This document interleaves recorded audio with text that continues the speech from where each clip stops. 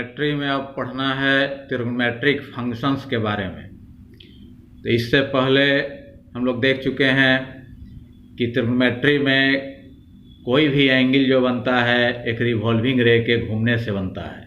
वो रिवॉल्विंग रे यहाँ एक्स पॉजिटिव एक्सिस पर रहती है, यहीं उसका इनिशियल पोजीशन है और यहीं से घूमना स्टार्ट करती है। अगर वह घड़ी के सुई के विपरीत दिशा में घूमे, एंटी क्लॉकवाइज मतलब ऊपर की ओर घूमे, तो जो एंगल बनता है वो पॉजिटिव बनता है। जैसे ये OR जो है रिवॉल्विंग रे है, ये यहाँ OX से एंटी क्लॉकवाइज डायरेक्शन में घूमकर यहाँ आ गई OR की स्थिति में, तो ये एंगल जो बना थीटा ये पॉजिटिव एंगल होगा। और यहीं रिवॉल्विंग रे यहाँ OX से घूमना शुरू करे घड़ी के सुई की दिशा में मतलब क्लॉकवाइज नीचे की ओर, तो जो एंगल बनेगा वो निगेटिव एंगल बनेगा। और ये रिवॉल्विंग रे वो कितना भी चक्कर एंटी क्लॉकवाइज अगर एक चक्कर लगा लेती है तो 360 डिग्री एंगल बनेगा, दो चक्कर लगा लेती है तो 2 × 360 डिग्री 720 डिग्री बन जाएगा। इस तरह पॉजिटिव कितना भी एंगल बन सकता है और वहीं क्लॉकवाइज चक्कर लगाएगी तो निगेटिव एंगल बनता जाएगा और कितना भी निगेटिव भी बन सकता है। तो ये रिवॉल्विंग रे यहाँ फिगर में दिखाया गया है कि यहाँ से इनिशियल पोजीशन से चल करके और OR की स्थिति में आई और एंटी क्लॉकवाइज डायरेक्शन में ये थीटा एंगल बना, ये पॉजिटिव। तो यहाँ से एक्स एक्सिस पर ये परपेंडिकुलर खींचा गया है RM, M पर 90 डिग्री का एंगल बन रहा है। तो इस तरीके से ORM जो है एक ट्रायंगल बन गया, त्रिभुज बन गया और यहाँ पर 90 डिग्री का एंगल है, राइट एंगल है, तो इसको राइट एंगल ट्रायंगल कहेंगे, समकोण त्रिभुज कहेंगे। अब ये थीटा जो है एक्यूट एंगल है, 90 डिग्री से छोटा है, तो इसके लिए सामने वाला जो साइड है RM वो परपेंडिकुलर कहलाएगा, लंब कहलाएगा। तो परपेंडिकुलर को P से डिनोट करते हैं और ये 90 डिग्री के सामने वाला जो साइड है OR, इसको हाइपोटेनस कहते हैं, हिंदी में कर्ण कहते हैं। तो हाइपोटेनस को H से डिनोट करते हैं और जो शेष बच गया साइड OM, इसको बेस कहते हैं, हिंदी में आधार कहते हैं, B से डिनोट करते हैं। तो ये राइट एंगल ट्रायंगल के तीनों साइड का 3 नाम दिया गया है, परपेंडिकुलर, बेस, हाइपोटेनस। अब इन तीनों साइड में 2-2 का लेकर अगर रेशियो निकाला जाए, अनुपात निकाला जाए, तो उसी को ट्रिग्नोमेट्रिक रेशियो कहा जाता है। जैसे ये P जो है, P और H का जो रेशियो है P/H, उसको साइन थीटा कहा जाता है। ये थीटा एंगल है तो उसमें साइन लग गया, साइन थीटा इसको कहेंगे। तो साइन थीटा होता है P/H। इसी तरह B और H का जो रेशियो है B/H, उसको कॉस थीटा कहते हैं।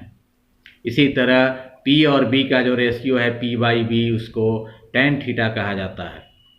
और बाकी 3 इसका उल्टा होता है, इसको पलट दें H/P तो उसको कॉसेक थीटा कहते हैं, और कॉस का उल्टा कर दें H/B तो इसको सेक थीटा कहते हैं, और tan का उल्टा कॉट थीटा होता है।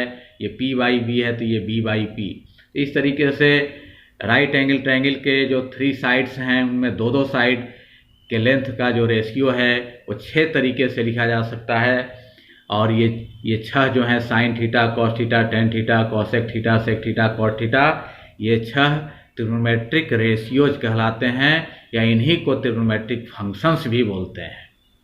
क्योंकि यहाँ थीटा जो है वेरिएबल है, जैसे जैसे ये रिवॉल्विंग रे आगे जाएगी थीटा का वैल्यू बदलता जाएगा। ये वेरिएबल है तो ये थीटा का एक फंक्शन है, तो ये ट्रिग्नोमेट्रिक फंक्शन कहलाते हैं। ये 6 ट्रिग्नोमेट्रिक फंक्शन होते हैं। और ये राइट एंगल ट्रायंगल में पाइथागोरस फार्मूला लगता है, H² होता है P² + B²। ये पाइथागोरस फार्मूला कहलाता है। और इसमें अगर कोई भी 2 साइड इसका पता हो तो 3rd साइड इस फार्मूला से निकाल सकते हैं। और इनमें रिलेशन होता है ट्रिग्नोमेट्रिक फंक्शन में, वो फार्मूला के रूप में लिखा गया है। फर्स्ट फार्मूला है tan थीटा होता है sin θ/cos θ।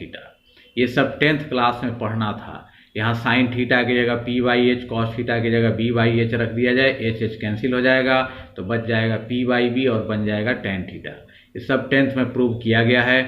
cot थीटा इसका उल्टा होगा, cot थीटा होता है cos θ/sin θ, फिर sin² θ + cos² θ = 1, होता है। इसको भी इसी तरीके से प्रूव कर सकते हैं, साइन थीटा की जगह P by H, cos theta की जगह बी वाई एच रख करके और स्क्वायर करेंगे तो ऊपर हो जाएगा P square plus B square, नीचे हो जाएगा एच स्क्वायर, और ऊपर भी लिख सकते हैं फिर एच स्क्वायर, कैंसिल होकर 1 आ जाएगा। इससे 2 फार्मूला और बना सकते हैं, ये प्लस में है, इधर आकर माइनस हो जाएगा तो 1 माइनस कॉस स्क्वायर थीटा हो जाएगा साइन स्क्वायर थीटा, और साइन स्क्वायर थीटा प्लस में इधर आके माइनस कर दें तो 1 माइनस साइन स्क्वायर थीटा हो जाएगा कॉस स्क्वायर थीटा। फिर 4th फार्मूला है sine theta into cosec theta 1 होता है। साइन थीटा का value P by H, cosec theta होता है एच बाई पी, दोनों मल्टीप्लाई करेंगे पी बाई एच और एच बाई पी, तो एच एच कैंसिल हो जाएगा, पी पी कैंसिल हो जाएगा, कट करके 1 आ जाएगा। दोनों एक दूसरे का उल्टा होता है तो दोनों एक दूसरे का रेसिप्रोकल है तो कैंसिल होकर के 1 हो जाएगा। इससे भी 2 फार्मूले और बनेंगे, कॉसेक थीटा इधर मल्टीप्लाई है, इधर आके डिवाइड होगा तो 1 बाई कॉसेक थीटा होगा साइन थीटा, इसी तरह साइन थीटा इधर डिवाइड हो जाए तो 1 बाई साइन थीटा भी होगा कॉसेक थीटा। इसी तरह कॉस का उल्टा होता है सेक, ये बी बाई एच है तो ये एच बाई बी, दोनों को मल्टीप्लाई करें तो कैंसिल होकर 1 हो जाएगा। तो cos theta into sec theta is equal to 1 होता है। इससे भी 2 फार्मूला बनेंगे, सेक थीटा इधर आके 1 by sec theta is equal to cos theta होगा, कॉस थीटा इधर आकर 1 by cos theta is equal to sec theta होगा। इसी तरह टेन थीटा का उल्टा होता है कॉट थीटा, ये भी दोनों मल्टीप्लाई होकर 1 हो जाएगा, इससे भी 2 फार्मूला बन जाएगा। फिर 5th फार्मूला है 1 plus tan square theta is equal to sec square theta होता है, इससे भी 2 फार्मूला बनेगा, ये +1 इधर आके -1 होगा तो sec square theta -1 is equal to tan square theta, ये इधर कर दिया जाए तो sec square theta minus tan square theta is equal to 1 होगा। फिर 1 प्लस कॉट स्क्वायर थीटा होता है कॉसेक स्क्वायर थीटा, इससे भी 2 फार्मूला और बन जाएगा। 7th है sine 90 degree minus theta is equal to cos theta होता है, तो 90 डिग्री माइनस थीटा का ही कम्प्लीमेंट्री एंगल हो गया, तो sine 90 degree minus theta cos theta, और कॉस 90 डिग्री माइनस थीटा होता है sine theta. Tan 90 degree minus theta cot theta होता है, जबकि cot 90 degree minus theta tan theta. Sec 90 degree minus theta cosec theta, cosec 90 degree minus theta sec theta, ये सब 10th class में prove किया गया है। फिर ये सब भी एंगल का वैल्यू भी निकाला गया है, 0 डिग्री, 30 डिग्री, 45 डिग्री, 60 डिग्री और 90 डिग्री, ये स्टैंडर्ड एंगल हैं। इनके लिए ज्योमेट्रिकल मेथड से सबका ट्रिग्नोमेट्रिक फंक्शन का वैल्यू भी निकाला गया है। साइन 0 डिग्री का वैल्यू 0 होता है, साइन 30 डिग्री का वैल्यू 1/2, साइन 45 डिग्री का 1/√2, साइन 60 डिग्री का होता है √3/2, साइन 90 डिग्री का वैल्यू 1 होता है। ये सब ज्योमेट्री की सहायता से निकाला गया है 10th क्लास में। और अगर साइन का वैल्यू याद रखते हैं तो बाकी सबका निकाल सकते हैं। कॉस का उसी को उल्टा करके लिख देते हैं, यहाँ जो 1 है यहाँ लिख दिया, यहाँ √3/2 यहाँ लिख दिया, फिर इसको लिख दिया 1/2 यहाँ चला गया, 0 यहाँ चला गया, मतलब कॉस 0 डिग्री 1 होता है, cos 30 degree √3/2, cos 45 degree 1/√2, cos 60 degree 1/2, cos 90 degree 0 होता है।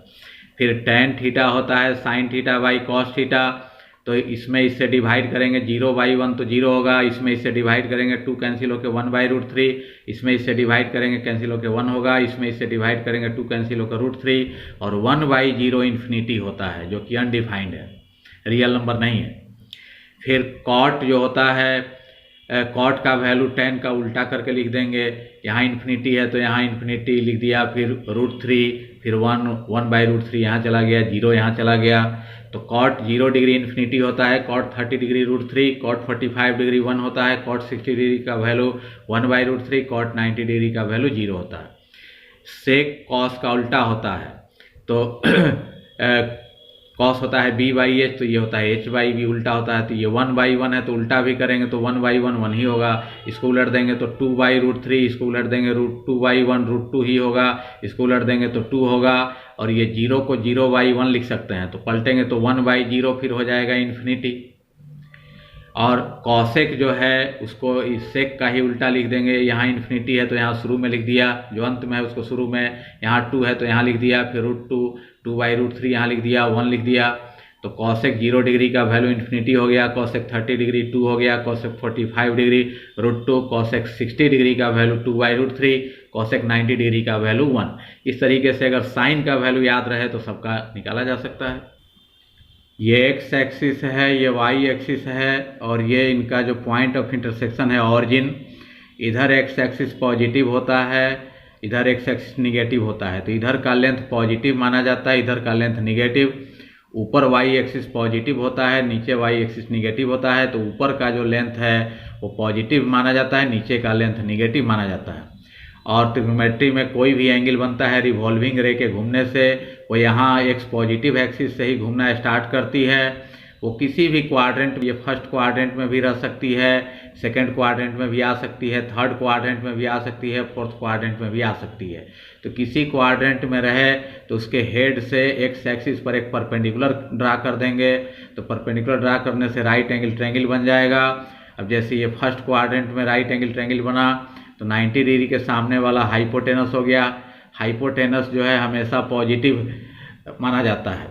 और यहाँ पर जो थीटा एंगल बनेगा उसके सामने वाला ये परपेंडिकुलर हो गया और ये बेस हो गया। तो बेस एक्स पॉजिटिव एक्सिस की लंबाई है तो पॉजिटिव होगी, और परपेंडिकुलर भी ऊपर की लंबाई है, ऊपर वाई एक्सिस पॉजिटिव होता है तो परपेंडिकुलर भी पॉजिटिव होगा। तो इस फर्स्ट क्वाड्रेंट में पी, बी और एच तीनों पॉजिटिव होते हैं। तो कोई भी ट्रिग्नोमेट्रिक फंक्शन निकाला जाए जैसे sine theta P by H, तो ये दोनों पॉजिटिव हैं तो पी बाई एच भी पॉजिटिव होगा। कॉस थीटा होता है बी बाई एच, तो बी और एच जब पॉजिटिव हैं तो कॉस थीटा पॉजिटिव होगा। टेन थीटा होता है पी बाई बी, तो दोनों पॉजिटिव हैं तो टेन थीटा भी पॉजिटिव होगा। और बाकी जो तीन होते हैं उन्हीं के उल्टे वो सब भी पॉजिटिव होंगे। तो फर्स्ट क्वाड्रेंट में ऑल पॉजिटिव, मतलब सभी 6 ट्रिग्नोमेट्रिक फंक्शन जो हैं वो सब पॉजिटिव होंगे। और फर्स्ट क्वाड्रेंट में जो एंगल बनेगा यहाँ 0 डिग्री और 90 डिग्री के बीच बनेगा। तो 0 और 90 के बीच जितना भी एंगल होगा उसके लिए जो 6 ट्रिग्नोमेट्रिक फंक्शन है सबका वैल्यू पॉजिटिव होगा। सेकेंड क्वाड्रेंट में देखते हैं कि यहाँ से अगर परपेंडिकुलर ड्रा करें तो यहाँ 90 डिग्री का एंगल बना, ये राइट एंगल ट्रायंगल हो गया, और 90 डिग्री के सामने वाला हाइपोटेनस हमेशा पॉजिटिव होता है। और ये एंगल जो बनेगा यहाँ से लेकर के यहाँ तक ये 90 डिग्री से बड़ा होगा लेकिन 180 से छोटा होगा, यहाँ से यहाँ तक एंगल। तो उसके लिए भी ये जो एक्सटीरियर एंगल है उसके लिए भी सामने वाला ये परपेंडिकुलर होगा, ये बेस होगा। तो परपेंडिकुलर ऊपर की लंबाई है, ऊपर वाई एक्सिस पॉजिटिव होता है तो ये पॉजिटिव होगा, जबकि बेस जो है वो इधर की एक्स निगेटिव एक्सिस की लंबाई है तो ये निगेटिव होगा, माइनस में होगा। तो इसमें अगर हम साइन थीटा निकालें तो पी बाई एच, तो पी और एच दोनों पॉजिटिव हैं तो साइन थीटा पॉजिटिव होगा। और साइन का उल्टा कॉसेक होता है एच बाई पी, वो भी पॉजिटिव होगा। तो सेकंड क्वाड्रेंट में साइन और कॉसेक का वैल्यू पॉजिटिव होता है, बाकी सब निगेटिव होंगे। जैसे कॉस थीटा निकालें तो कॉस थीटा होता है बी बाई एच, तो यहाँ हो जाएगा माइनस बी बाई एच, तो निगेटिव हो जाएगा। और उसका उल्टा सेक भी एच बाई माइनस बी हो जाएगा, वो भी निगेटिव। टेन थीटा निकालें तो पी बाई माइनस बी हो जाएगा, वो भी निगेटिव। और उसका उल्टा कॉट भी माइनस बी बाई पी, वो भी निगेटिव होगा। तो सेकेंड क्वाड्रेंट में साइन और थीटा और कॉसेक थीटा पॉजिटिव होंगे, बाकी सब निगेटिव होंगे। और सेकेंड क्वाड्रेंट में जो एंगल बनेगा वो 90 डिग्री और 180 डिग्री के बीच जितना भी एंगल हो सबके लिए साइन और कॉसेक पॉजिटिव होंगे, बाकी सब निगेटिव। थर्ड क्वाड्रेंट में हम देखते हैं कि थर्ड क्वाड्रेंट में यहाँ से परपेंडिकुलर ड्रा करें तो ये राइट एंगल ट्रायंगल हो गया, ये 90 के सामने वाला हाइपोटेनस जो कि हमेशा पॉजिटिव होता है। और ये एंगल जो बनेगा यहाँ से लेकर के यहाँ तक जो एंगल बना ये 180 डिग्री से 180 डिग्री यहाँ तक हो गया, 180 डिग्री से बड़ा होगा लेकिन 270 डिग्री से छोटा होगा, 180 और 270 के बीच में होगा। तो इस एंगल के लिए भी ये सामने वाला परपेंडिकुलर हो गया और ये बेस हो गया। तो ये नीचे की लंबाई है तो निगेटिव होगी, और ये एक्स निगेटिव एक्सिस पर है तो बेस भी निगेटिव है। तो यहाँ पर अगर इसमें टेन हम निकालें, टेन थीटा इस एंगल के लिए टेन निकालें तो होगा minus P by minus B, minus minus cancel हो जाएगा, पी वाई भी पॉजिटिव इसका वैल्यू आएगा। इसी तरह कॉट निकालें तो minus B by minus B, minus minus कट जाएगा तो वो भी पॉजिटिव आएगा। और बाकी कोई भी निकालें ट्रिग्नोमेट्रिक फंक्शन तो निगेटिव होगा। जैसे साइन थीटा अगर निकालें तो साइन थीटा हो जाएगा minus P by H, negative हो जाएगा। उसका उल्टा कॉसेक थीटा वी एच बाई माइनस पी, वो भी निगेटिव होगा। अगर कॉस थीटा निकालें तो वो हो जाएगा माइनस बी बाई एच, वो भी निगेटिव होगा।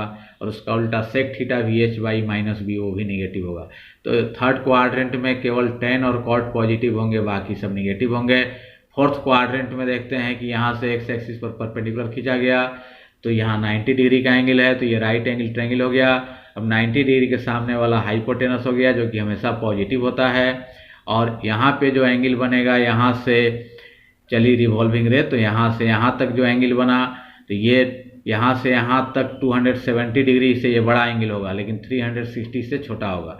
तो 270 और 360 के बीच जो होगा, उसके लिए अब इस एंगल के लिए भी ये सामने वाला परपेंडिकुलर हो गया और ये बेस हो गया। तो ये नीचे की लंबाई है तो निगेटिव हो गई, और ये एक्स पॉजिटिव एक्सिस की लंबाई है तो बेस पॉजिटिव होगा।